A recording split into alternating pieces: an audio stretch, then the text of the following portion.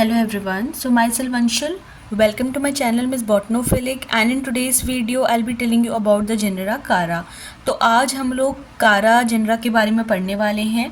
ये एल्गी के अंदर एक इम्पॉर्टेंट जीनस होता है। तो आज की जो ये वीडियो होने वाली है कारा पे, ये वन शॉट वीडियो होगी बिकॉज इसमें हम इस जेनरा के बारे में जितनी भी इम्पॉर्टेंट चीज़ें होती है वो सब कवर करेंगे, चाहे वो क्लासिफिकेशन हो, अकरेंस हो, स्ट्रक्चर हो। रिप्रोडक्शन पे इंडिविजुअल क्वेश्चन आता है तो हम पूरे रिप्रोडक्शन वाले पोर्शन को कवर करेंगे कि किस तरीके से रिप्रोडक्टिव जो ऑर्गन्स होते हैं उनका स्ट्रक्चर होता है और किस तरीके से उनका डेवलपमेंट होता है, और at the end will study about the life cycle. सबसे पहले हम लोग स्टार्ट करते हैं क्लासिफिकेशन से। तो इसका जो क्लासिफिकेशन होता है, कारा जीनस लाई करता है into class chlorophyceae, order charales and family characeae. Okay, तो ये इसका क्लासिफिकेशन होता है, बहुत सिंपल है। क्लोरोफाइसी आपको पता होगा, हम ग्रीन एल्गी को बोलते हैं charales and we have the characeae. Okay, now after this we have the occurrence. कहाँ अकर होते हैं, ये चीज़ बहुत इंपॉर्टेंट है। तो सबसे पहले they are represented by 90 species. Okay, 90 species ऐसी होती हैं जो कि कारा को रिप्रेजेंट करती है, जिसमें से 30 स्पीसीज हमारी इंडिया में पाई जाती है, फ्रेश वाटर पे या फिर पॉन्ड या लेक्स के आसपास। ठीक है, तो मोस्टली जो एल्गी होती है हमारी, ग्रीन एल्गी की अगर मैं बात करूँगी कारा, तो ये हमारा फ्रेश वाटर एल्गी होता है। बट यहाँ पे कभी कभी कुछ एक्सेप्शंस आते हैं, like we have the Chara baltica and the Chara फ्रेजिलिस।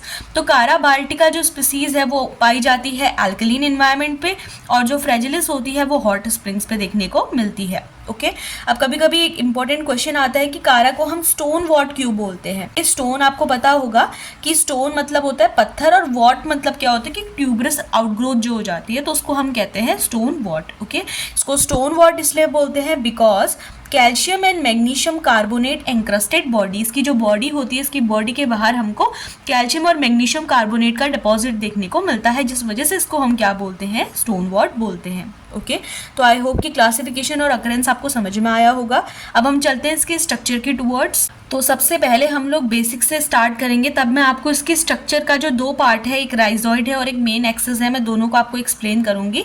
देखो, सबसे पहले इसका जो स्ट्रक्चर होता है, हमको पता है कि चाहे वो एल्गी हो, ये चीज़ हम लोग स्टार्टिंग से पढ़ते आते हैं कि जो एल्गी होती है, ब्रायोफाइट्स होती हैं, इन तक जो बॉडी होती है ऑर्गेनिज्म की वो थैलॉइड होती है। टेरिडोफाइट्स जब आए तो वहाँ से जो ऑर्गेनिजम्स की बॉडी थी उनका क्लासिफिकेशन होना स्टार्ट हुआ। ओके, क्योंकि थैलॉइड वो बॉडी होती है जहाँ पे रूट स्टेम लीव्स क्लासिफिकेशन नहीं होता है। तो जो कारा है, इसकी जो बॉडी है वो बिल्कुल थैलॉइड है। कैसी होती है, मल्टी सेल्यूलर होती है, मैक्रोस्कोपिक होती है। अब आपने एक चीज़ हमेशा देखी होगी कि जो नॉर्मली जो एल्गी होती है ना, उनको अगर हमें उनका जूम्ड स्ट्रक्चर देखना है तो हमको माइक्रोस्कोप का यूज़ करना पड़ता है। कारा को हम बिना माइक्रोस्कोप के भी देख सकते हैं इजीली, क्योंकि ये माइक्रोस्कोपिक कैटेगरी के अंदर नहीं आता है, ये मैक्रोस्कोपिक आता है। मैक्रोस्कोपिक मतलब जिनको हम नेकेड आइज से देख सकते हैं। ओके, 20 से 30 सेंटीमीटर की इनकी हाइट होती है, और इनका जो थैलस या फिर बॉडी होती है वो डिफ्रेंशिएट होती है into rhizoid and main axis. अगर आपको पता हो कि राइजॉइड और रूट्स में क्या डिफरेंस होता है, राइजॉइड्स क्या होते हैं कि वो रूट्स की कॉपी होती हैं। इनका काम ही, दोनों का काम दो ये होता है कि ये वाटर का एब्जॉर्प्शन करती है, बट जो लोअर प्लांट्स होते हैं जिनकी बॉडी थैलॉइड होती है, हमारे राइजॉइड्स देखने को मिलते हैं। ओके, तो सबसे पहले हम राइजॉइड देख लेते हैं, फिर हम मेन एक्सिस को पढ़ेंगे।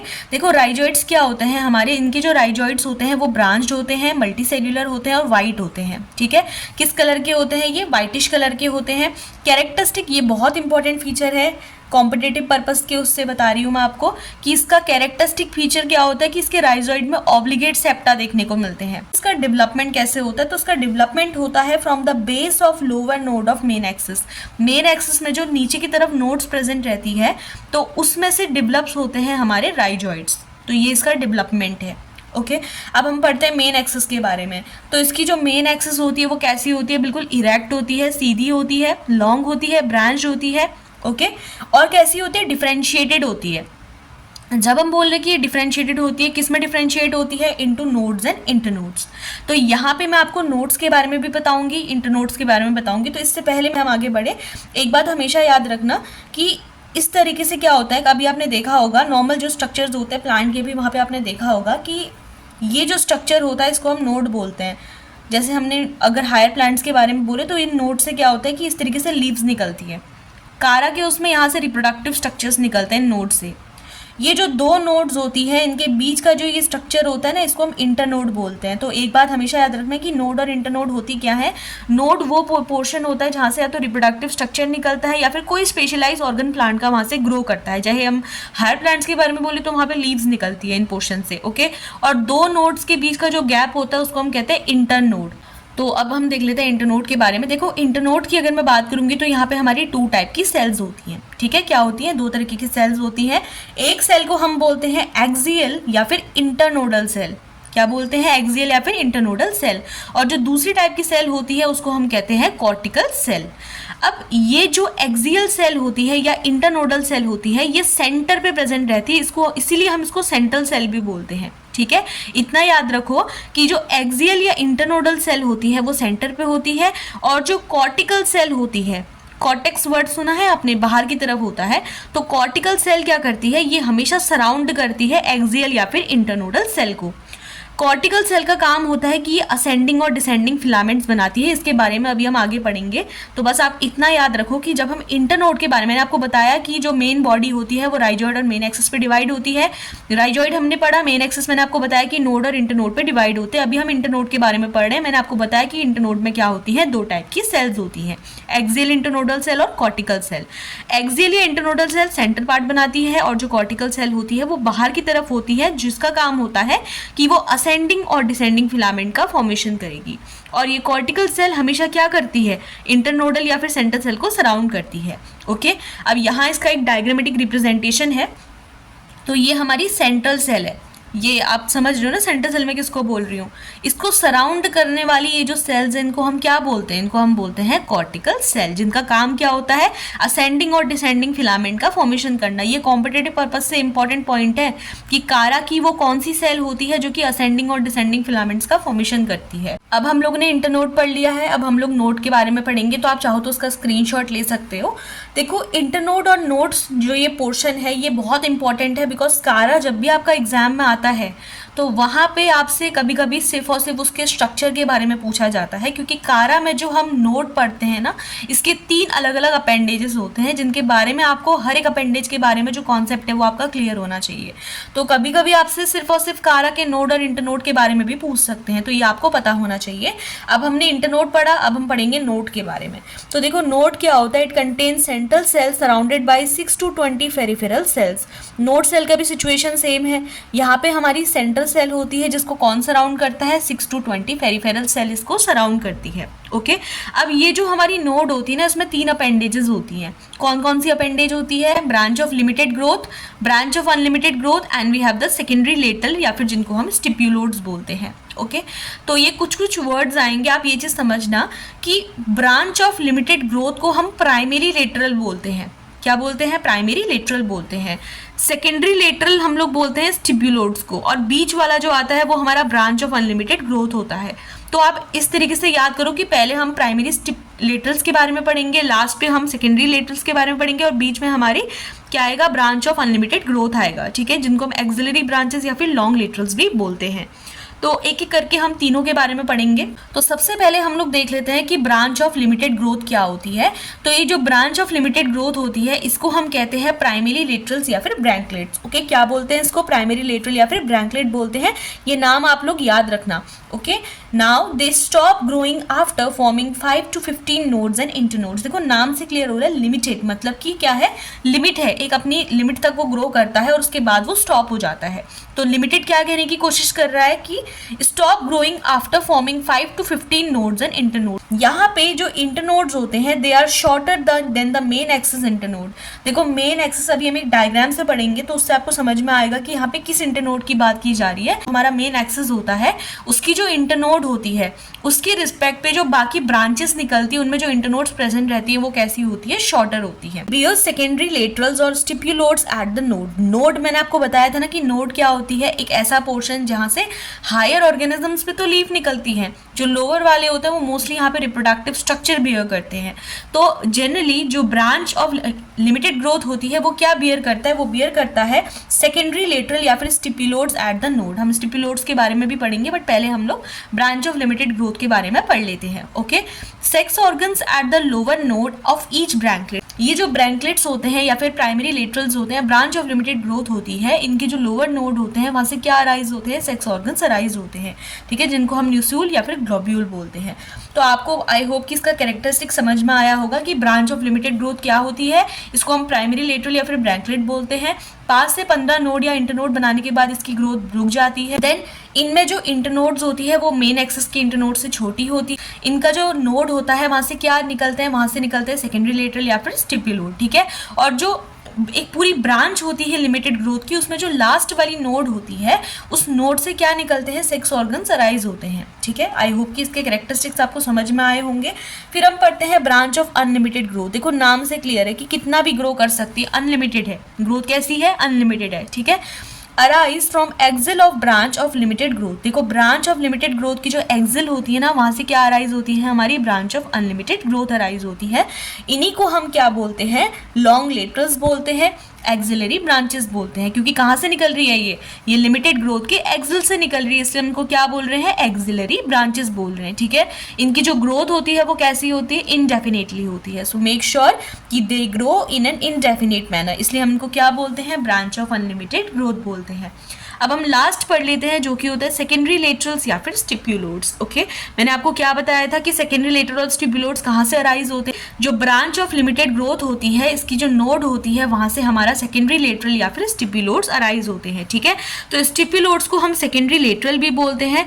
दे are always equal to the number of primary lateral at the node, okay. हमेशा याद रखना कि नोड पे जितने नंबर ऑफ प्राइमरी लेटरल्स होते हैं, मतलब always equal to the number of primary lateral at the node. I hope कि ये चीज़ आप रिलेट कर रहे होगे। मैंने आपको बताया था कि लिमिटेड ग्रोथ की जो ब्रांच होती है वहाँ का जो हर एक नोड होता है वहाँ से क्या निकलता है, सेकेंडरी लेटरल या फिर स्टिप्यूलोड निकलता है, यानी कि जो नंबर ऑफ नोड है it is equal to the number of stipulodes. ये चीज़ समझ में आई आपको कि प्राइमरी लेटरल में जितने नंबर ऑफ नोड्स होंगी उतने ही नंबर ऑफ स्टिप्यूलोड्स हमारी प्रेजेंट रहेगी। So that's why they are always equal to the number of primary lateral on the nodes, ठीक है। तो नोड्स के बारे में आई होप कि आपको समझ में आया होगा। ये बहुत इंपॉर्टेंट चीज़ है क्योंकि एग्जाम में आपसे कभी कभी इंडिविजुअल क्वेश्चन पूछ लिया जाता है कि जो कारा में अपेंडेजेस प्रेजेंट रहती हैं उनको आप एक्सप्लेन करो। तो वहाँ पे आप ये तीनों अपेंडेजेस को एक्सप्लेन करोगे विद डायग्राम। तो अब हम इसका एक डायग्रामेटिक रिप्रेजेंटेशन देख लेते हैं। तो यहाँ पे मैंने इसका एक डायग्रामेटिक रिप्रेजेंटेशन बनाया हुआ है। मैं इसका एक well label diagram top corner पे लगा दूंगी, तो वहाँ से आप लोग इसको कॉपी कर लेना। ये जस्ट मैंने ग्रफ डायग्राम यहाँ पे बनाया है आप लोग को एक्सप्लेन करने के लिए। तो देखो सबसे पहले आप लोगों को इस डायग्राम में क्या क्या ध्यान रखना है। यहाँ पे आप देखोगे कि ये हमारी ना मेन एक्सिस जा रही है, ठीक है। ये क्या जा रही है, मेन एक्सिस जा रही है। इस मेन एक्सिस की क्या है, अपनी नोड्स और इंटरनोड्स है। अभी आप देखोगे यहाँ से जो ये एक्स्ट्रा ब्रांचेस निकल रही है ना, ये क्या है, हमारी नोड्स है। ये नोड है, जहाँ जहाँ से ब्रांचेस निकल रही है वो क्या है, हमारी नोड है। इन दो नोड्स के बीच की जो डिफरेंस है उसको हमने क्या बोला, इंटरनोड बोला, ठीक है। क्या बोला हमने, इंटरनोड बोला। तो आई होप कि नोड और इंटरनोड आपको समझ में आ गया होगा, ओके। अब हमने पढ़ा था और मेन एक्सिस भी मैंने आपको बताया। ये जो नीचे की तरफ आप एब्जॉर्बिंग स्ट्रक्चर देख रहे हो ना, ये हमारा क्या होता है, राइजोइड्स होता है। मैंने आपको बताया कि राइजोइड्स क्या होता है, they are root like structure. ये ट्रू रूट्स नहीं होती है, ये सिर्फ रूट लाइक स्ट्रक्चर होती है। इसके बाद जो दो चीजें आपको पढ़नी है, लिमिटेड ग्रोथ, अनलिमिटेड ग्रोथ। देखो आप देख रहे होगे कि यहाँ पे जो ब्रांच ऑफ लिमिटेड ग्रोथ है वो किस तरीके से आ रही है, हमारी बिल्कुल लिमिटेड है इसकी ग्रोथ, ठीक है। 10 से 15 नोड इसमें ग्रो होंगे और उसके बाद से इनकी ग्रोथ स्टॉप हो जाएगी। वहीं पे आप ये वाला स्ट्रक्चर देख रहे होगे कि यहाँ पे जो ग्रोथ है वो बिल्कुल अनलिमिटेड है। तो इस स्ट्रक्चर को हमने क्या बोला, इसको हमने बोला कि ब्रांच ऑफ अनलिमिटेड ग्रोथ। तो जब भी आप कारा का स्ट्रक्चर एक्सप्लेन करोगे तो ये चार चीज़ें आप ज़रूर एक्सप्लेन करना, main axis, limited growth, unlimited growth branch, nodes and internodes और राइजोइड्स, ओके। तो ये स्ट्रक्चर इनफ है ये बताने के लिए कि आपको कारा का स्ट्रक्चर आपके दिमाग में क्लियर है, ओके। डायग्राम जो है वो थोड़ा सा हमने इसी के स्ट्रक्चर को जूम करके यहाँ पे हम पढ़ रहे हैं, ठीक है। मैंने आपको पीछे एक वर्ड बताया था कि जो कॉर्टिकल सेल्स होती है वो असेंडिंग और डिसेंडिंग फिलामेंट बनाती है, ठीक है। क्या बनाती है, असेंडिंग और डिसेंडिंग फिलामेंट बनाती है। तो ये डायग्राम जनरली शो करता है उन असेंडिंग और डिसेंडिंग फिलामेंट्स को। पहले देखो यहाँ पे हमने क्या किया, एक छोटा सा स्ट्रक्चर हमने कारा का लिया है। ये हमारी नोड है और ये हमारी इंटरनोड। अब देखो यहाँ पे क्या है कि ये फिलामेंट्स बता रहे हैं। ये जो नोड्स है ना, ये नोड्स पे जो आप स्ट्रक्चर देख रहे हो ये क्या है, हमारे सेकेंडरी लेटरल्स हैं, ठीक है। सेकेंडरी लेटरल्स को हम क्या बोल रहे थे, हमने उनको कहा था कि उनको हम बोलते हैं स्टिप्यूलोड्स, ओके। देन यहाँ पे क्या है हमारा, ये जो आप ऊपर की तरफ स्ट्रक्चर देख रहे हो ना, आप ऐसे याद रखो, देखो यहाँ से नीचे की तरफ आ रहे हैं तो ये डिसेंडिंग फिलामेंट है, ये वाले से ऊपर की तरफ जा रहे हैं तो ये हमारे असेंडिंग फिलामेंट्स है। इतना आपको पता होगा कि डिसेंडिंग और असेंडिंग फिलामेंट्स कौन बना रहे हैं, ये कॉर्टिकल सेल्स बनाते हैं, ठीक है। तो यहाँ से नीचे की तरफ जो नोड से नीचे की तरफ बढ़ना ना, ये वाले नोड के रिस्पेक्ट पे देखो, आप ऐसे याद कर सकते हो कि इस नोड से नीचे की तरफ आ रहे हैं तो ये डिसेंडिंग फिलामेंट है, ये वाले नोड से ऊपर की तरफ जा रहे हैं तो इनको हमने बोला असेंडिंग फिलामेंट। हर नोड से क्या होता है, कारा में जो सेक्सुअल रिप्रोडक्टिव स्ट्रक्चर्स होते हैं वो अराइज होते हैं। ये जो आप स्ट्रक्चर देख रहे हो उसको हम ग्लोब्यूल बोलते हैं, रेड वाला, और ये ब्लू वाले को हम बोलते हैं न्यूसूल, ठीक है। आगे बढ़ेंगे, वैसे बता देती हूँ कि ग्लोब्यूल मेल रिप्रोडक्टिव स्ट्रक्चर होता है और जो न्यूसूल होता है वो फीमेल रिप्रोडक्टिव स्ट्रक्चर होता है, ठीक है।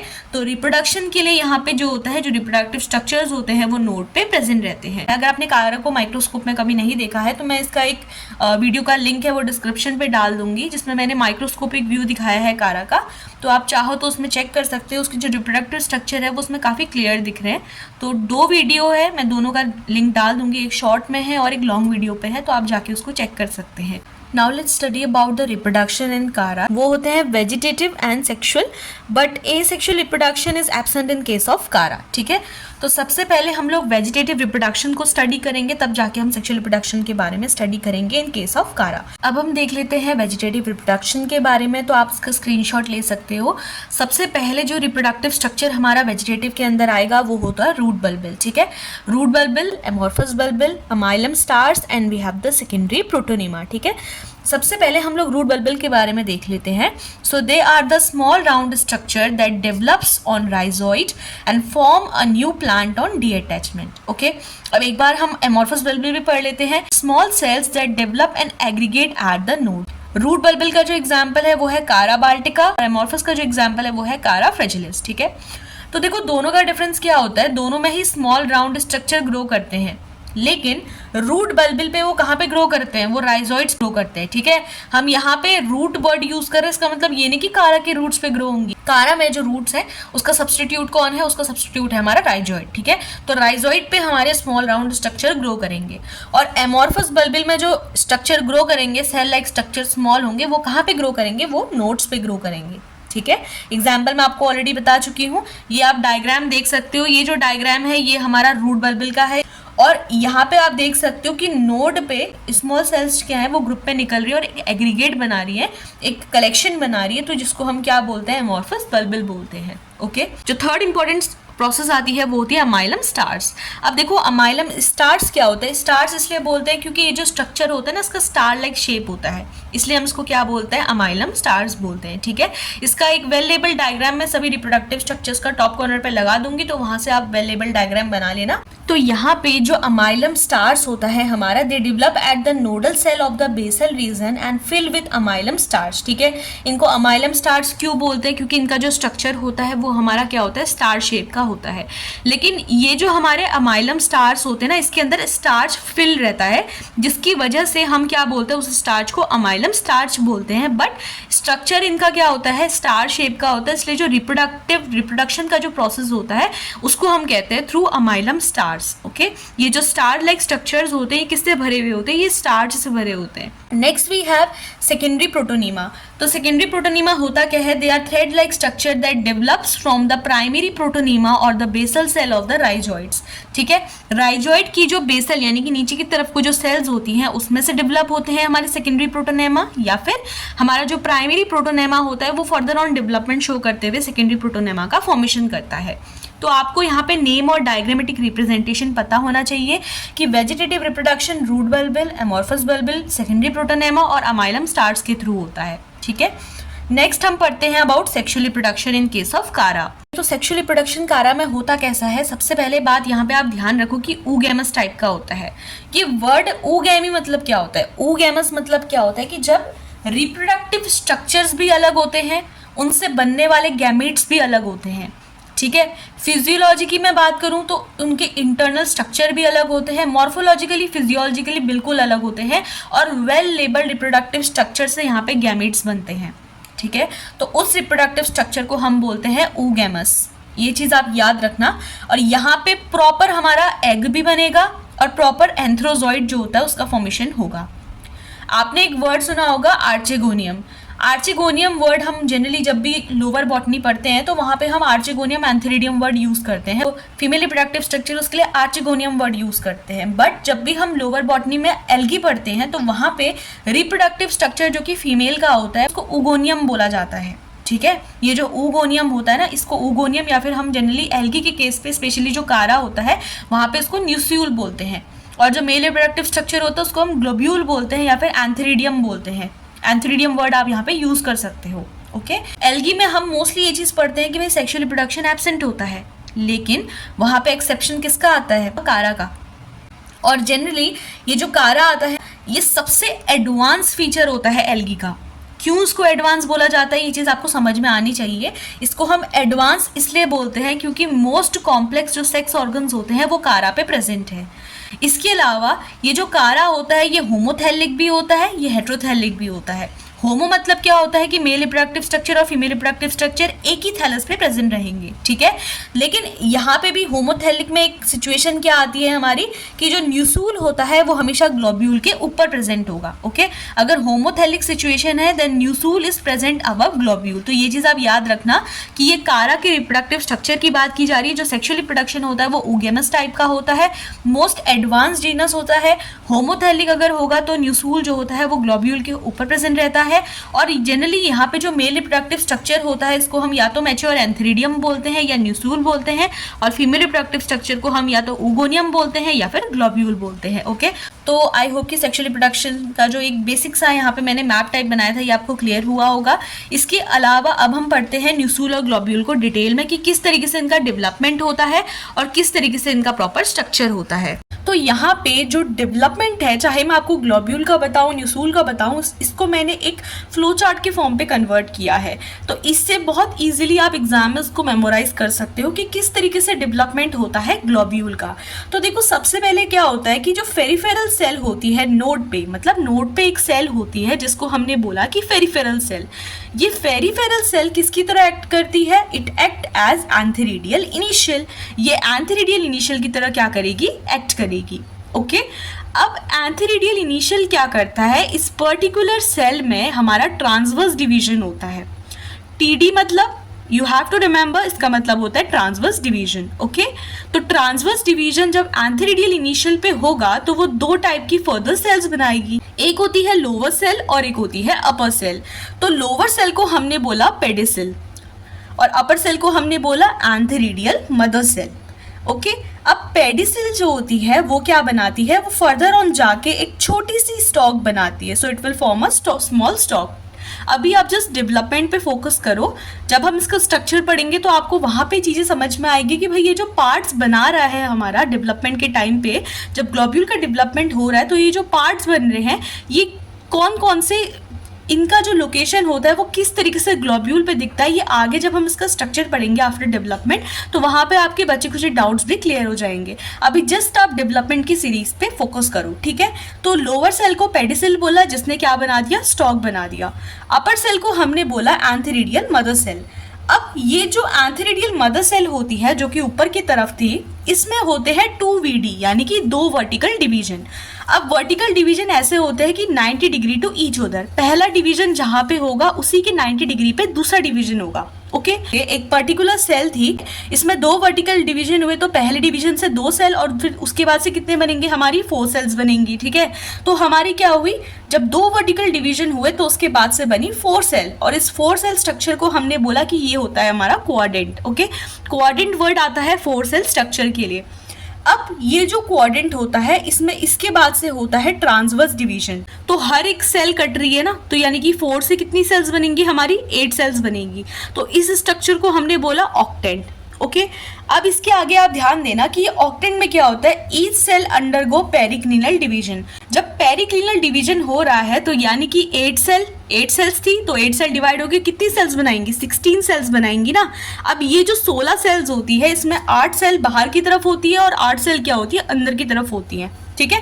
तो आप देखोगे ना तो 1 से 2, 2 से 4 ऐसे करके चीज़ें हमारी बन रही है। तो पहले हमारे पास क्या थी, 2 सेल्स थी, ठीक है। 2 सेल में से एक लोअर सेल थी, एक अपर सेल थी। लोअर वाले ने स्टॉक बनाया, वो वहाँ से रिमूव हो गई, ठीक है। और अपर वाली जो थी उसको हमने बोला एंथेरिडियल मदर सेल। उसमें 2 वर्टिकल डिवीजन हुए तो उसने क्वाड्रेंट बनाया, क्वाड्रेंट में एक ट्रांसवर्स डिवीजन हुआ तो उसने ऑक्टेंट बनाया। अब ऑक्टेंट पे क्या हुआ हमारा कि एक पेरिक्लिनल डिवीजन हुआ तो उसने 16 सेल्स बनाई, जिसमें से 8 हमारी आउटर सेल्स थी और 8 हमारी इनर सेल्स थी, ठीक है। Now any of these can undergo periclinal division and thus form 3 layers of 8 cell. Okay अब मैंने यहाँ पे लिखा है 8 × 3 = 24। अब देखो मैंने आपको बोला कि जो 16 सेल्स बनी उसमें से 8 आउटर है और 8 इनर सेल्स है। अब देखो इसके बाद आने वाले स्टेप में क्या होता है कि या तो आउटर या फिर इनर में से कोई एक ही जो पोर्शन है हमारा वो डिवीजन शो करेगा, और वो डिवीजन कैसा होता है, पेरिक्लिनल डिवीजन होता है, ठीक है। अब जैसे देखो ये आउटर वाली है, ये इनर वाली है। अब इन दोनों में से कोई एक ही डिवाइड करेगी और एक डिवाइड करके जो बीच वाला पोर्शन बनाएगी उसको हम बोलेंगे मिडिल, ठीक है। तो यहाँ पे ऐसा नहीं होगा कि आउटर वाली लेयर भी डिवाइड कर रही है, इनर वाली 8 सेल की लेयर भी डिवाइड कर रही है, ऐसा नहीं होगा। दोनों में से एक टाइम पे सिर्फ एक ही लेयर डिवाइड करेगी, ओके। तो यहाँ पे अब इसके बाद वाला जो स्टेप आता है, तो आई होप कि आप ये समझ गए होगे कि मैंने 8 × 3 क्यों लिखा है, ठीक है। 8 सेल बाहर थी, 8 सेल अंदर थी, दोनों में से कोई एक डिवाइड करेगी तो एक और 8 लेयर की सेल आएगी। फिर हम उसको क्लासिफाई करते हैं as outer, middle and inner. अब ये जो मिडिल वाली लेयर है वो आउटर सेल्स की लेयर से भी बन सकती है और वो इनर 8 सेल की लेयर से भी बन सकती है, depend on the conditions, okay. अब यहाँ पे जो आउटर 8 सेल की सिचुएशन है, तो टोटल हमारे पास 24 सेल्स हो गई। 8 आउटर लेयर पे है, 8 इनर वाले पे हैं और 8 जो है वो हमारी मिडिल वाली लेयर पे हैं, ओके। अब ये जो हमारी आउटर लेयर होती है ये बनाती है शील्ड सेल, ठीक है। ये क्या बनाती है, शील्ड सेल बनाती है। मिडिल वाली जो 8 सेल की लेयर होती है वो मेनोब्रायम का फॉर्मेशन करती है। इनके बारे में भी अभी हम पढ़ेंगे आगे जब हम स्ट्रक्चर पढ़ेंगे, अभी तो जस्ट हम डेवलपमेंट पे फोकस कर रहे हैं, तो आप सिर्फ ये नाम याद रख लो, आगे जाके काम आने वाले हैं आपके। फिर इनर वाली जो 8 सेल की लेयर होती है वो बनाती है प्राइमरी कैपिट्यूला, ओके। अब ये जो प्राइमरी कैपिट्यूला हमारा बन चुका है, ये प्राइमरी कैपिट्यूला फर्दर ऑन डिवाइड करके क्या बनाएगा, सेकेंडरी कैपिट्यूला बनाएगा, ठीक है। सेकेंडरी कैपिट्यूला में डिवीजन होता है तो वो 2 से 4 एंथेरिडियल फिलामेंट्स बनाते हैं। अब ये जो एंथेरिडियल फिलामेंट्स होते हैं इनमें फर्दर ऑन डिवीजन होता है, तो ये बनाते हैं अप्रॉक्सीमेटली 25 to 50 एंथेरिडियल सेल्स, ठीक है। तो एंथेरिडियल फिलामेंट होने को 2 से 4 होते हैं और इनमें अप्रॉक्सीमेटली 25 to 50 हमारी एंथेरिडियल सेल्स प्रेजेंट रहती हैं, ओके। तो हर एक एंथेरिडियल फिलामेंट के पास इतनी कैपेबिलिटी होती है कि वो 25 से 50 एंथेरिडियल सेल्स का फॉर्मेशन कर सके। अब ये जो एंथेरिडियल सेल्स होती हैं ये डिवाइड करके मेल गैमीट बनाती है जिनको हम एंथेरोजॉइड बोलते हैं। ये पूरा एक मेथड है ग्लोब्यूल के डेवलपमेंट का कि किस तरीके से ग्लोब्यूल का डेवलपमेंट होता है कारा में, ओके। अब हम थोड़ा सा देख लेते हैं कि ग्लोब्यूल का स्ट्रक्चर कैसा होता है। तो यहाँ पे जो कुछ मैंने टर्म्स आपको बताए थे, स्टॉक हो, shield cell, मेनोब्रायम, primary कैपिट्यूलम, secondary capitulum, ये आखिरकार चीज़ें क्या होती हैं, ठीक है। तो हम ग्लोब्यूल का एक बार स्ट्रक्चर देख लेते हैं। तो यहाँ पे जो आप एक स्ट्रक्चर देख रहे हो ये आपका एक मैच्योर ग्लोब्यूल का स्ट्रक्चर है। तो इससे पहले कि मैं आपको इसका एक डायग्रामेटिक रिप्रेजेंटेशन समझाऊं, हम थोड़ा थ्योरेटिकल पार्ट कवर कर लेते हैं। इसको हम लॉन्जिट्यूडनल सेक्शन बोलेंगे या एनाटॉमी बोलेंगे ग्लोब्यूल की, ठीक है, कि इंटरनल स्ट्रक्चर किस तरीके से होता है। सबसे पहले जो उसकी वॉल होती है ग्लोब्यूल की वो 8 सेल से बनी होती है जिनको हम कहते हैं शील्ड सेल्स, ठीक है। Rod shape cylinder arise from centre of each shield cell जिसको हम बोलते हैं मेनोब्रायम। ये वर्ड मैं पीछे यूज कर चुकी हूँ, तो अभी मैं आपको जस्ट बता रही हूँ कि किस तरीके से थ्योरी पे आप ये वर्ड्स को यूज करोगे, ठीक है। तो हर एक बेसिकली जो हमारा ग्लोब्यूल होता है, हर एक ग्लोब्यूल की जो वॉल होती है उसमें अप्रॉक्सीमेटली 8 सेल्स होती हैं हमारी जिनको हम कहते हैं शील्ड सेल, ठीक है। हर एक शील्ड सेल से क्या होती है, कुछ रॉड लाइक स्ट्रक्चर्स निकलते हैं जिनको हम कहते हैं मेनोब्रायम। अब ये जो मेनोब्रायम होते हैं इनकी जो डिस्टल एंड होती है वहां से 1 और मोर स्मॉल ग्लोब्यूलर स्ट्रक्चर निकलते हैं। मेनोब्रायम के डिस्टल एंड से 1 या 2 कुछ हमारे स्मॉल ग्लोब्यूलर स्ट्रक्चर निकलते हैं जिनको हम कहते हैं प्राइमरी कैपिट्यूलम, ठीक है। अब प्राइमरी कैपिट्यूलम के बाद मैंने आपको बताया था कि वो फर्दर ऑन डिवाइड करके क्या बनाते हैं, सेकेंडरी कैपिट्यूला बनाते हैं। अब ये जो सेकेंडरी कैपिट्यूला होता है ये फर्दर ऑन क्या बनाते हैं, they form unbranch long antheridial filament, ठीक है। तो मैंने आपको बताया था कि सेकेंडरी कैपिट्यूला के बाद जो स्ट्रक्चर्स बनते हैं वो क्या होते हैं, हमारे एंथेरिडियल फिलामेंट होते हैं। Each antheridial filament has 25 to 250 cells that form the antherozoid. तो हर एक antheridial filament के पास इतनी कैपेबिलिटी होती है कि वो 25 से 250 सेल्स का फॉर्मेशन करे, जो कि जिनको हम क्या बोलते हैं, जो कि फर्दर ऑन जाके एंथ्रोजॉइड का फॉर्मेशन करती है। अब यहाँ पे जो एंथ्रोजॉइड होता है, एंथ्रोजॉइड क्या है, कारा का मेल गैमीट है। तो ये एंथ्रोजॉइड होता कैसा है, ये कॉइल होता है, ये यूनिन्यूक्लिएट होता है और ये बाइफ्लैजिलेटेड होता है, यानी कि इसमें 2 फ्लैजिला होते हैं। ओके, और एक ग्लोब्यूल के पास इतनी कैपेबिलिटी होती है कि वो 20,000 से 50,000 एंथ्रोजॉइड का फॉर्मेशन कर सकता है। अब हम इसका डायग्राम देख लेते हैं। तो ये जो पॉइंट्स मैंने आपको बताए हैं ये इंप्लीमेंट करोगे आप डायग्राम में, ठीक है। तो यही डायग्राम को आप वेल लेबल तरीके से एग्जाम पे बना के आओगे। तो ये जो स्ट्रक्चर आप देख रहे हो ना, इनको हम क्या कहते हैं, इनको हम कहते हैं शील्ड सेल। शील्ड सेल होती है, इनके बेस से निकलती है कुछ रॉड शेप सिलिंड्रिकल स्ट्रक्चर्स, ठीक है। अब ये जो रॉड शेप सिलिंड्रिकल स्ट्रक्चर्स होती हैं, इनको हम बोलते हैं मेनुब्रायम। अब यहाँ पे आप देख सकते हो कि ये जो स्ट्रक्चर है ये क्या है, मेनुब्रायम है, ठीक है। इसको हमने बोला मेनुब्रायम। नाउ आफ्टर दिस मैंने आपको बताया था कि ये जो मेनुब्रायम होती है ये क्या बनाती है, ये डिस्टल एंड से बनाती है प्राइमरी कैपिट्यूलम को। तो ये जो स्ट्रक्चर आप देख रहे हो ये है प्राइमरी कैपिट्यूलम। अब ये जो प्राइमरी कैपिट्यूलम होता है it give rise to secondary capitulum. ये प्राइमरी कैपिट्यूलम से निकलने वाला ये जो स्ट्रक्चर है इनको हम क्या बोलते हैं, इनको हम कहते हैं सेकेंडरी कैपिट्यूलम, ठीक है। अब ये जो सेकेंडरी कैपिट्यूलम है ये किसको राइज करेगा, ये राइज करेगा कुछ एंथेरिडियल फिलामेंट्स को। अब यहाँ पे ये जो आप ये फिलामेंट लाइक स्ट्रक्चर देख रहे हो ये क्या है, ये सब एंथेरिडियल फिलामेंट है। तो ये जो एंथेरिडियल फिलामेंट्स होता है ये फर्दर ऑन क्या करेगी, ये एंथेरिडियल सेल का फॉर्मेशन करेंगी, जो कि फर्दर ऑन जाके एंथ्रोजॉइड्स का फॉर्मेशन करेंगे, जो कि कैसे होते हैं, फ्लैजिलेटेड होते हैं। अब ये जो पेडिसिल है इसके बारे में मैंने आपको बताया था कि पेडिसिल जो सेल होती है ये फर्दर ऑन जाके एक स्टॉक का फॉर्मेशन करती है, ठीक है। क्या करेगी, ये एक स्टॉक का फॉर्मेशन करेगी। सो ये इसका डायग्रामेटिक रिप्रेजेंटेशन है, आप इसका स्क्रीनशॉट ले सकते हो और एग्जैक्ट यही डायग्राम आप ड्रॉ करोगे मेल रिप्रोडक्टिव स्ट्रक्चर फॉर कारा, ठीक है। अब हम लोग पढ़ लेते हैं फीमेल रिप्रोडक्टिव स्ट्रक्चर के बारे में। Now after studying the male reproductive structure of Chara, let's move to the female reproductive structure of Chara, जिसको हम बोलते हैं oogoonium या फिर न्यूसूल। अब ये होता कैसा है, ये मैक्रोस्कोपिक होता है, ओवल शेप का होता है। तो शेप तो इसका ओवल होता है लेकिन कैसा होता है, मैक्रोस्कोपिक होता है, यानी कि इसको हम नेकेड आइज से देख सकते हैं, ठीक है। At base it is surrounded by 5 spirally twisted structure, जिसको हम कहते हैं ट्यूब सेल, ठीक है। अब बेस से क्या होता है कि ये 5 स्पाइरल ट्विस्टेड स्ट्रक्चर से कनेक्टेड रहता है या सराउंडेड रहता है, जिसको हम कहते हैं ट्यूब सेल्स। टिप पे क्या होता है, टिप पे हमारी 5 सेल्स होती है जिनको हम कहते हैं कोरोना सेल्स, ठीक है। कोरोना एक ऐसा फेस था ना जिसने सबको डरा के रखा था, तो हमेशा सर पे चढ़ा हुआ रहता है ये। तो टिप पे क्या होती है, कारा के कोरोना सेल्स देखने को मिलती है, और बेस पे क्या होती है, 5 स्पाइरल ट्विस्टेड सेल्स होती है जिनको हम कहते हैं ट्यूब सेल्स, ठीक है। सेंटर पे क्या होती है, अगर हम सेंटर के बारे में बोले तो यहाँ पर एक एग सेल होती है जो कि लार्जर होती है। It has food stored material, इसमें क्या होता है, स्टोर्ड फूड मटेरियल हमारा फूड होता है जनरली, या तो ऑयल ड्रॉप्स की फॉर्म पे होता है या फिर वो स्टार्च ग्रेन्स के फॉर्म पे होता है, ठीक है। इसके अलावा जो सेंटर होता है वहाँ पे हमें एक सेंटर सेल भी देखने को मिलती है और एक स्टॉक देखने को मिलता है, बट जो लार्जर सेल होती है उसको कॉमनली हम लोग यहाँ पे एग बोलते हैं, ओके। अब यहाँ पे मैं एक बहुत इंपॉर्टेंट फीचर आपको बताने वाली हूँ, तो इस चीज़ को आप ध्यान से सुनना, बिकॉज कॉम्पिटिटिव पर्पज के लिए ये पॉइंट बहुत इंपॉर्टेंट है, बहुत ज़्यादा इंपॉर्टेंट है। अगर मैं बोलूँ तो आपसे, जो एडवांस जेनरा होता है वो कारा होता है एल्गी का। ये मैं आपको पहले भी बता चुकी हूँ कि Chara is the advance genera of algae. अब ये आपसे रीजन पूछा जा सकता है कभी कभी 1-2 मार्क्स पे कि भाई क्यों होता है एडवांस जेनरा। रीजन इसका ये है कि जो सेक्सुअल रिप्रोडक्टिव ऑर्गन्स है उनके अराउंड एक स्टेराइल जैकेट देखने को मिलती है इन केस ऑफ कारा। एल्गी के जो रिप्रोडक्टिव स्ट्रक्चर्स होते हैं वहां पे आपको स्टेराइल सेल देखने को नहीं मिलेगी, ठीक है। लेकिन कारा में जो फीचर होता है वो ब्रायोफाइट, क्योंकि हमने पढ़ा है ना कि एल्गी के बाद कौन सी कैटेगरी आती है, ब्रायोफाइट्स की आती है। ब्रायो के बाद टेरिडो, जिम्नो, फिर एंजियो, इस तरीके से हमारी सीरीज चलती है, ठीक है। तो अगर कोई भी एल्गी ब्रायो का कैरेक्टरिस्टिक दिखाएगी तो हम कहेंगे कि वो एल्गी कैसी है, वो एडवांस है, ठीक है। वो एडवांस फीचर शो कर रही है, वो इवोल्यूशन का एक फेस हमारा शो करती है, ओके। तो यहाँ पे स्टेराइल सेल यानी कि जो एनवेलप होता है उसके अराउंड आपको स्टेराइल सेल देखने को मिलेगी, जो कि एज अ एनवेलप वर्क करती है around the reproductive structure, okay तो यहाँ पे जो कारा एल्गी है वो ब्रायो का कैरेक्टरिस्टिक दिखाती है, ब्रायोफाइट्स का, जिसकी वजह से हम ये बोलते हैं Chara is the advance genera of algae.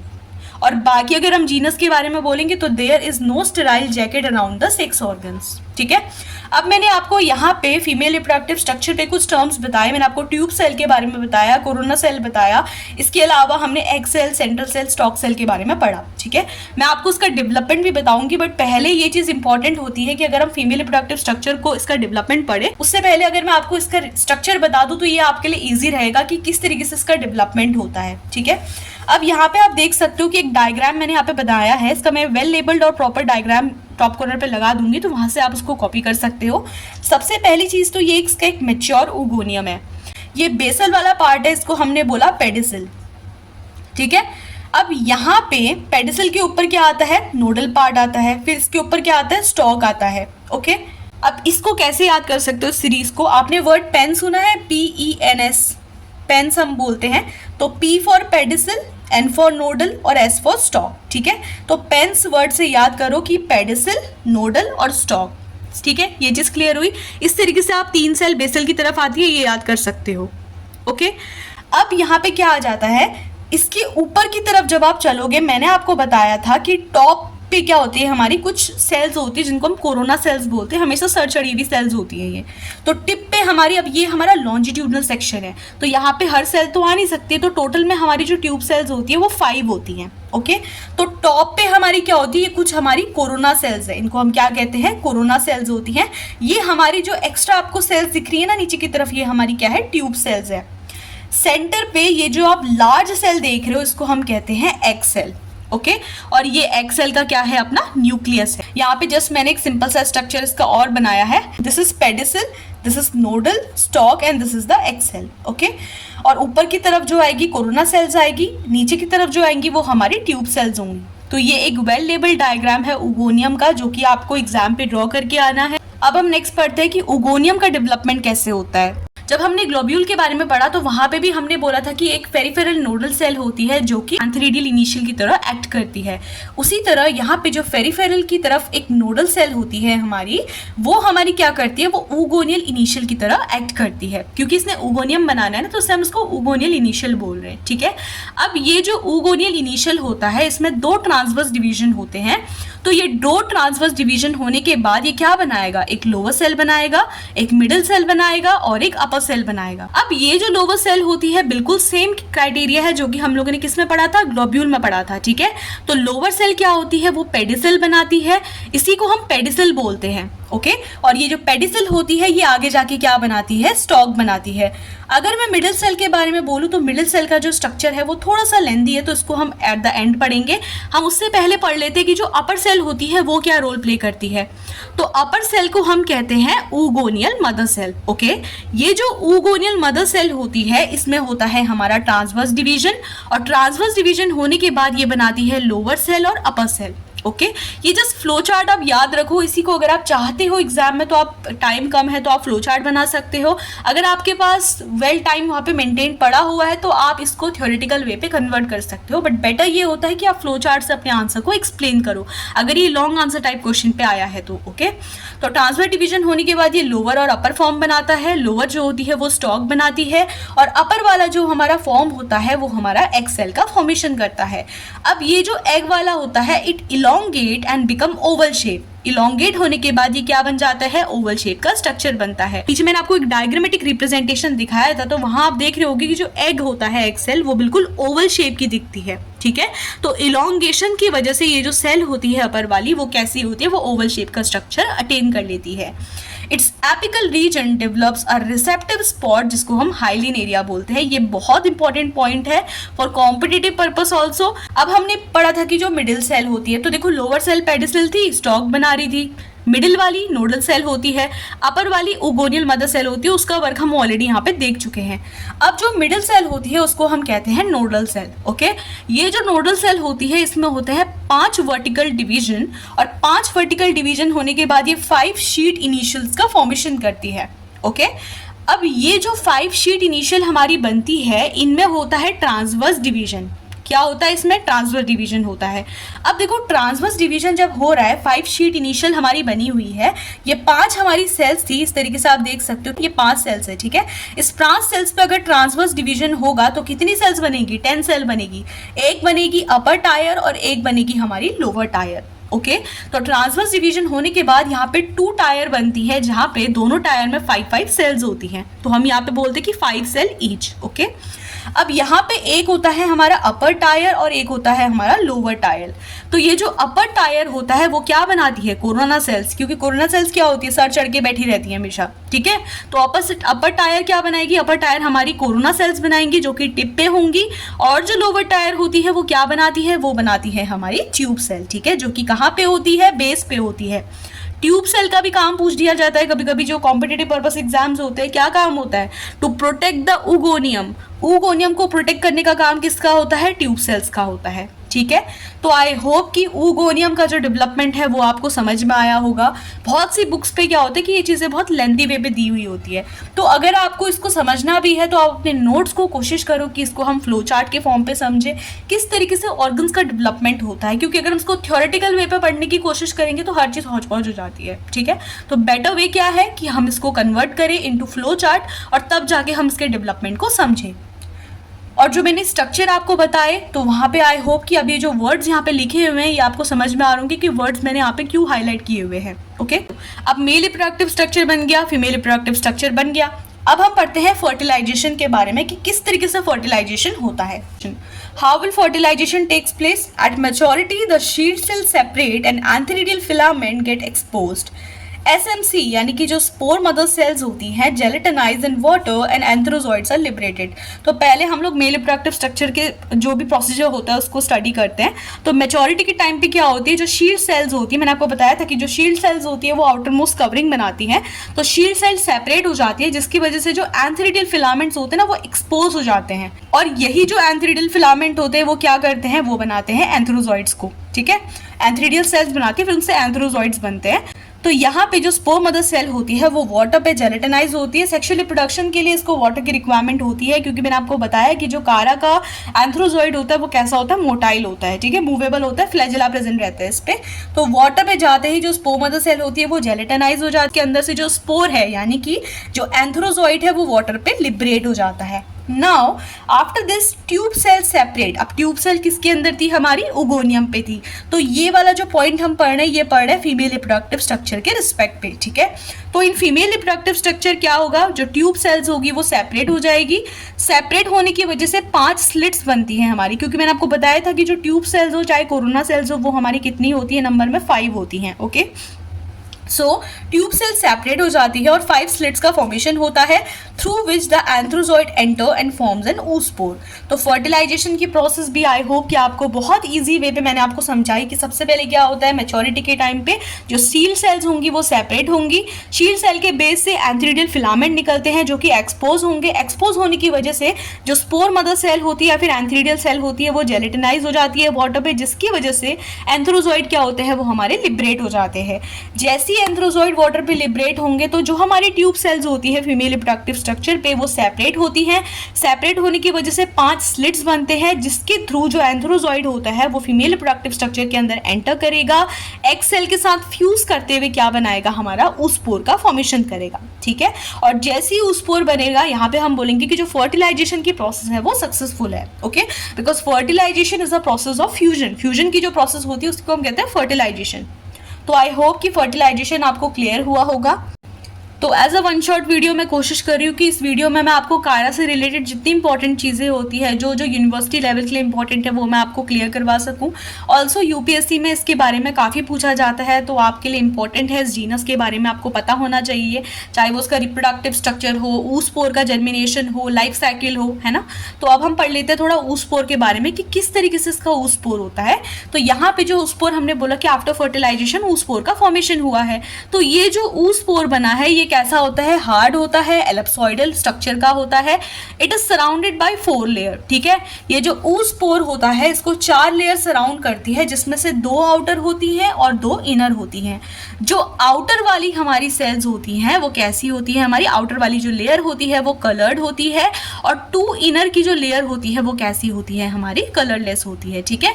तो आई होप कि oospore आपको समझ में आया होगा कि oospore कैसा होता है, हार्ड एलिप्सॉइडल होता है, 4 लेयर से बना होता है। 4 लेयर में से जो 2 बाहर की लेयर होती है वो कलर्ड होती है, जो अंदर की 2 लेयर होती है वो कलरलेस होती है। ओके, अब बन गया इसमें oospore। अब क्या होगा, जर्मिनेशन होगा, है ना। तो जर्मिनेशन कैसे होता है अब हम थोड़ा सा वो देख लेते हैं। देखो, मैंने इसको भी यहाँ पे जस्ट एक फ्लो चार्ट के फॉर्म पे आपको एक्सप्लेन करने की कोशिश करी है कि किस तरीके से जर्मिनेशन कारा पे होगा। तो सबसे पहले nucleus of oospore migrate to apical pole and divide meiotically. Okay, तो आपको ये पता होगा कि मियोसिस के बाद क्या होता है, 4 न्यूक्लियाई बनेंगे, वो भी कैसी होती है, हैप्लॉइड होती है, यानी कि उनकी एनप्लॉइडी होती है। सो न्यूक्लियस ऑफ द oospore क्या करेगा, वो एपिकल पोल की तरफ माइग्रेट करेगा। oospore की बात की जा रही है ना कि oospore किस तरीके से जर्मिनेट होकर कारा बनाएगा, अब हम वो पढ़ना है हमको, ठीक है। यहाँ से जो साइकिल होगी वो दोबारा हमारी रिपीट हो जाएगी। So nucleus of the oospore will migrate to the apical pole and will divide meiotically. Meiotically divide करने की वजह से इसमें क्या होती है कि 4 हैप्लॉइड न्यूक्लियाई का फॉर्मेशन होता है। ओके, नाउ oospore डिवाइड, अब ये जो oospore है वो हमारा डिवाइड करेगा, और डिवाइड करने की वजह से क्या है कि 2 अनइक्वल टाइप की हमारी सेल्स बन जाती है, ठीक है। क्या बनती है, हमारी 2 अनइक्वल सेल बनती है। एक होती है अपर सेल और एक होती है हमारी लोअर सेल, यानी कि कुछ ऊपर की तरफ और कुछ नीचे की तरफ हमारी सेल्स होती हैं। मैंने बोला कि 2 अनइक्वल डिवीजन होते हैं, एक अपर सेल और एक लोअर सेल। जो अपर सेल होती है उसको हम कहते हैं लेंटिक्युलर सेल, ओके, और जो नीचे वाली सेल होती है उसको हम कहते हैं बेसल सेल। अब आपको मैंने ये बताया था कि oospore जब माइग्रेट करता है एपिकल पोल पे तो मियोटिकली डिवाइड करने की वजह से oospore का जो न्यूक्लियस होता है वो 4 हैप्लॉइड न्यूक्लियाई बना देता है। वो तो था हमारा कैरियोकाइनेसिस, जब न्यूक्लियस डिवाइड कर रहा था। साइटोकाइनेसिस जब हुआ तो साइटोकाइनेसिस होने की वजह से 2 अनइक्वल सेल बनी, ऊपर वाली सेल पे सिर्फ एक न्यूक्लियस गया, जिसने क्या बनाई, लेंटिकुलर सेल बनाई, ठीक है। और लोअर वाली सेल पे जो कि हमने बोला बेसल सेल, वहां पे 3 न्यूक्लियस गए 4 में से, जो कि फर्दर ऑन जाके क्या हो गए, डिजेनरेट हो गए। ये कहावत तो आपने सुनी होगी कि जो लालच होती है वो बुरी बला होती है ना। तो 3 न्यूक्लियस खाए इसने, तो यहाँ पे ये ऑलरेडी डिजेनरेट हो गया, इसको रिजेक्ट कर दिया गया एग्जाम से, क्योंकि ये बहुत ग्रीडी था। लेकिन अपर सेल ने क्या किया, सिर्फ एक ही गिफ्ट वहां पे एक्सेप्ट किया, तो इसको हमने बोला लेंटिक्युलर सेल। ओके, तो अपर सेल क्या हुई हमारी, ये आगे जाके फर्दर ऑन डिवीजन शो करेगी। Now oospore wall will rupture and lenticular cell projects out and divide mitotically by an obligate longitudinal septum, ठीक है। तो देखो बेसल सेल का तो काम वहीं पे खत्म हो चुका है। क्यों खत्म हुआ है, क्योंकि बहुत लालच करा उसने, 3 न्यूक्लियस ले लिया अपने पास, है ना, तो वो तो हो गई डिजेनरेट। कौन सी लिविंग सेल होगी हमारी, अपर सेल, जिसको हमने बोला लेंटिक्युलर सेल। तो आगे का डिवीजन भी लेंटिक्युलर सेल शो करेगी। ओके, तो oospore की जो वॉल होती है वो रप्चर करती है, वो फट जाती है। फटने की वजह से क्या होती है कि जो लेंटिक्युलर सेल होती है वो बाहर की तरफ प्रोजेक्ट हो जाती है और माइटोटिकली डिवाइड करती है, ठीक है। और माइटोटिक जब डिवीजन होता है तो उसमें जो सेप्टम बनते हैं, जो डिवीजन बनते हैं, वो ऑब्लिगेट लॉन्गिट्यूडिनल सेप्टम होते हैं। ओके, जब ये सेप्टम बनेंगे तो उसके बाद हमारी लार्ज और एक स्मॉल सेल बनेगी। लार्ज सेल को हम कहते हैं प्रोटोनीमल इनिशियल। क्या बोलते हैं इसको, प्रोटोनीमल इनिशियल बोलते हैं, ठीक है। और जो स्मॉल सेल होती है उसको हम कहते हैं राइजोइडियल इनिशियल। नाम से थोड़ा क्लियर हो रहा है, राइजोइड्स। जब मैंने आपको इसका स्ट्रक्चर बताया था, अगर आप थोड़ा सा अपनी स्टार्टिंग से वीडियो अच्छे से सुनी है तो मैंने आपको बताया था कि कारा के स्ट्रक्चर में रूट नहीं होती है, वहां पे राइजोइड्स होती है, ठीक है। तो धीरे धीरे समझ में आ रहा है ना कि स्ट्रक्चर बन रहा है कारा का। तो स्मॉल सेल बनाती है राइजोइडियल इनिशियल, तो स्मॉल को हम बेसिकली बोलते हैं राइजोइडियल इनिशियल और लार्ज वाले को हम बोलते हैं प्रोटोनीमल इनिशियल। और एक फैक्ट हमेशा याद रखना, both of them grow in opposite direction. तो ये पॉइंट आप मेंशन कर सकते हो कि लार्ज प्रोटोनीमल इनिशियल और स्मॉल राइजोइडियल इनिशियल दोनों एक दूसरे के अपोजिट डायरेक्शन पे ग्रो करेगी।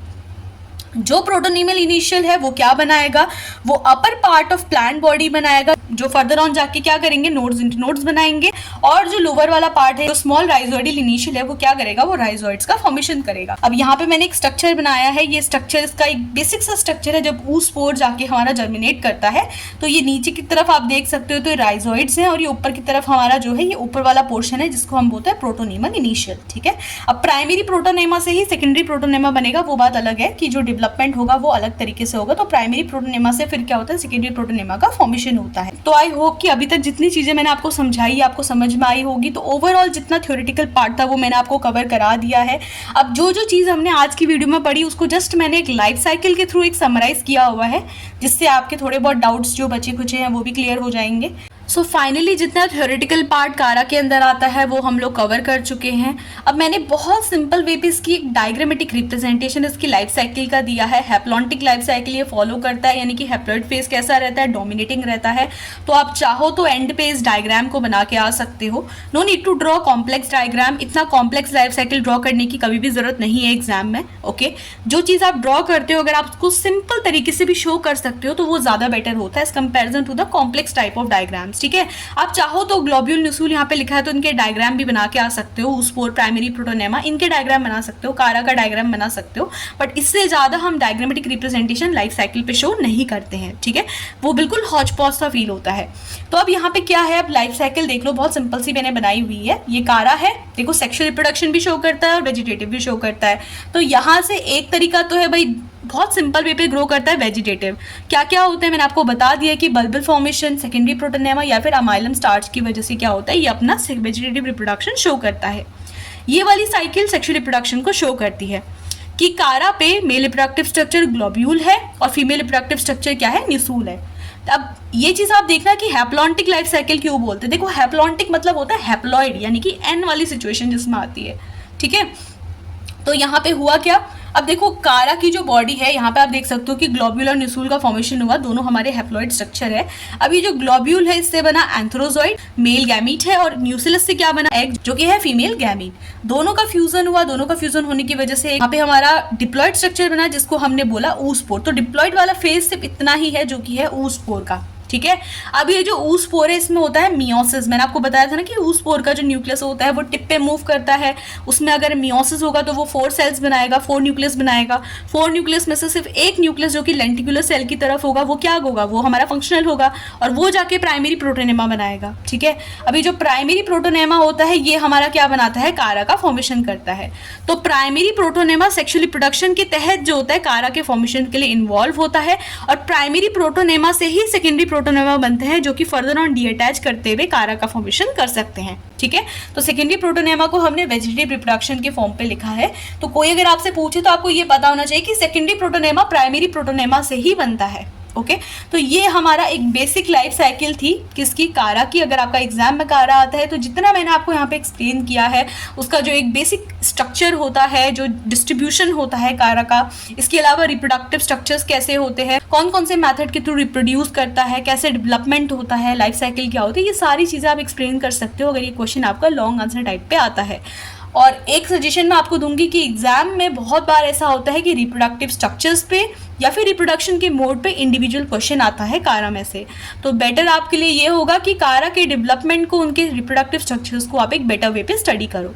और इंडिविजुअल क्वेश्चन कभी कभी इंडायरेक्टली भी पूछ लिया जाता है कि एल्गी का एडवांस जेनरा कौन सा है, तो वो आपको पता होना चाहिए कि वो कारा है। और क्यों है वो मैं आपको बता चुकी हूँ, क्योंकि उसमें रिप्रोडक्टिव स्ट्रक्चर्स के बाहर एक स्टेराइल जैकेट प्रेजेंट रहती है। सो आई होप कि कारा पे जो ये वन शॉट मैंने लेक्चर बनाया था ये आप लोगों के लिए हेल्पफुल रहा होगा।